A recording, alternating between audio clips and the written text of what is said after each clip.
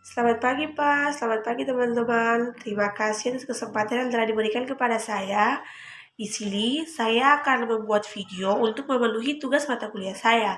Tapi sebelum saya memasuki dalam video ini, saya akan memperkenalkan diri saya terlebih dahulu. Perkenalkan, nama saya Elstiana Purwaila. NPM saya 12 1214201200057. Kelas A, Fakultas Kesehatan, Program Studi Keperawatan, Universitas Kristen Indonesia Maluku. Jadi teman-teman, di sini yang akan saya jelaskan pertama yaitu bagian sel eukariotik dan fungsinya. Sel eukariotik ini memiliki membran nukleus dan sistem endomembrani. Umumnya, sel eukariotik ini lebih besar dan lebih kompleks daripada sel prokariotik. Yang berikut struktur dan fungsi sel eukariotik. Yang pertama, membran sel. Fungsinya yang pertama, membran plasma berfungsi mempertahankan isi sel.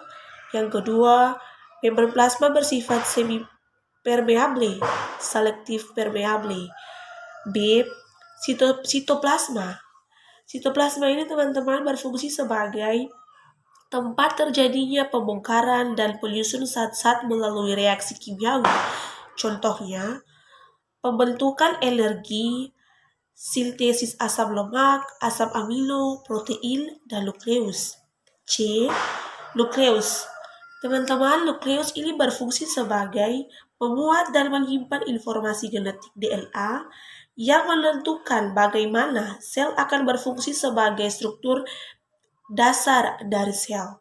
Yang kedua, membuat semua RNA termasuk RNA ribosomal, transfer, dan messenger. Yang ketiga, menyalin DNA sel utama melalui pembelahan sel.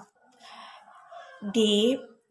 Retikum endoplasma berfungsi sebagai yang pertama pada retikum endoplasma kasar dan retikum endoplasma halus berfungsi untuk mensintesis lemak dan kolesterol, transportasi molekul-molekul dari bagian sel yang satu ke sel lainnya.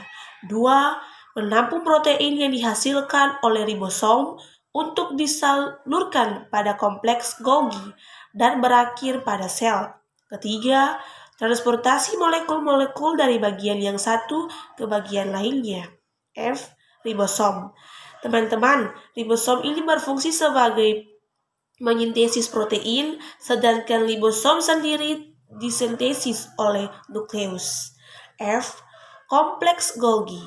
Teman-teman, kompleks Golgi ini berfungsi sebagai yang pertama, pusat pengolahan untuk material yang kemudian dikemas dan didistribusikan pada organ-organ, organel-organela, dan didistribusikan pada organela atau diekspor dari sel dalam suatu vesikel yang diambil dari ujung-ujung membran Golgi. Yang kedua, membentuk membran plasma. Yang ketiga, membentuk kantong sekresi sebagai perbungkus zat yang akan dikeluarkan sel. Yang keempat, membentuk akrosom pada sperma, kuning telur, pada sel telur, dan lisom.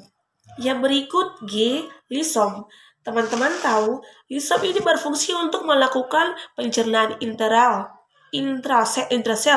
antofagi, eksositosis, antiglosis, dan menghancurkan senyawa karigenet. H. Badan mikro. Badan mikro, struktur sel eukariotik. Badan mikro terdiri atas proksisom tepat pada sel hewan yang berfungsi memecah hidrogen peroksida, juga penting dalam proses penyerangan cahaya. Pada tumbuhan, juga proses respirasi, dan glikoksisom berperan dalam metabolisme asam lemak, yaitu mengubah lemak menjadi gula. I. Mitokondria berfungsi adalah melakukan respirasi sel untuk menghasilkan energi. Selain itu, mitokondria ini memiliki DNA sendiri untuk mengkode sintesis protein spesifik.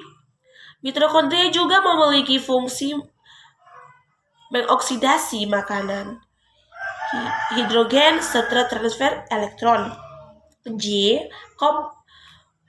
Kloroplas berfungsi sebagai tempat berlangsungnya fotosintesis. K. Sentral berperan dalam orientasi arah pada proses pembelahan sel. L. Mikrotubulus. Teman-teman, mikrotubulus ini berfungsi sebagai penyusun sentriol, flagella, Sylvia, atau secara umum mikrotubulus ini berfungsi sebagai pengerahan pada sel.